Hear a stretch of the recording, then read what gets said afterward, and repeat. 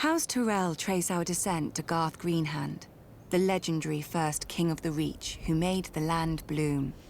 But so too does every noble house around us.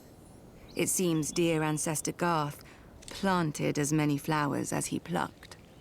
A king should have more consideration for his line, don't you think? For over 1,000 years, the Greenhand sons and grandsons ruled the Reach as House Gardener. The offshoots of his daughters grew into vast and powerful houses in their own right, except for House Tyrell. We chose instead to serve our gardener cousins faithfully as stewards, to manage their stronghold of Highgarden and the daily affairs of the Reach. Our words are growing strong.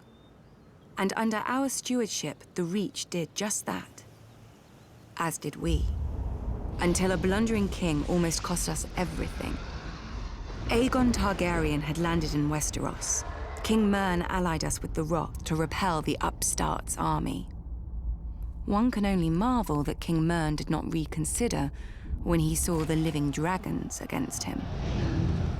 Perhaps he should have sought counsel from his trusted stewards before he set out. Then again, perhaps he did. At the Field of Fire, Aegon, and let us not forget, his sisters, burnt the combined armies of the Reach and Rock.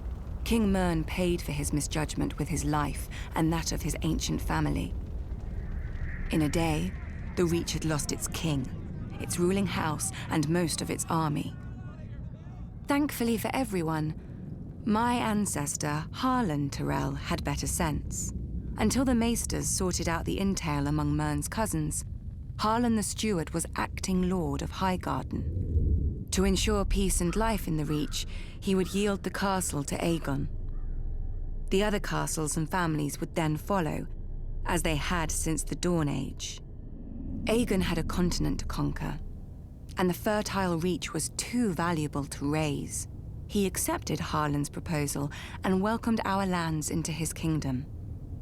To show his gratitude, Aegon entitled Harlan to Highgarden, the castle his family had served for 1,000 years, and made House Tyrell his wardens of the south, choosing us over older, greater families in the Reach.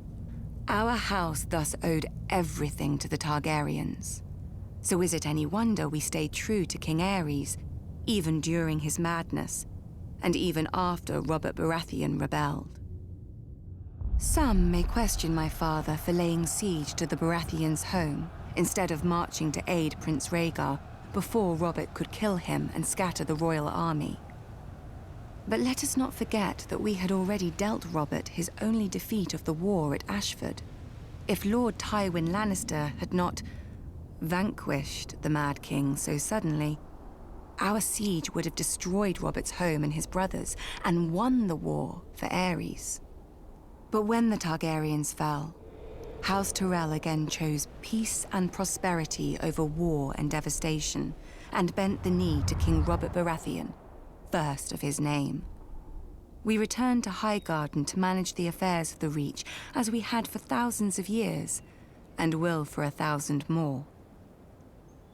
Other great houses take lions and wolves for their sigils, and draw their power from the gold in their mountains or the cold of their winters. But mountains run dry, winter yields to spring, and the rose blooms once more.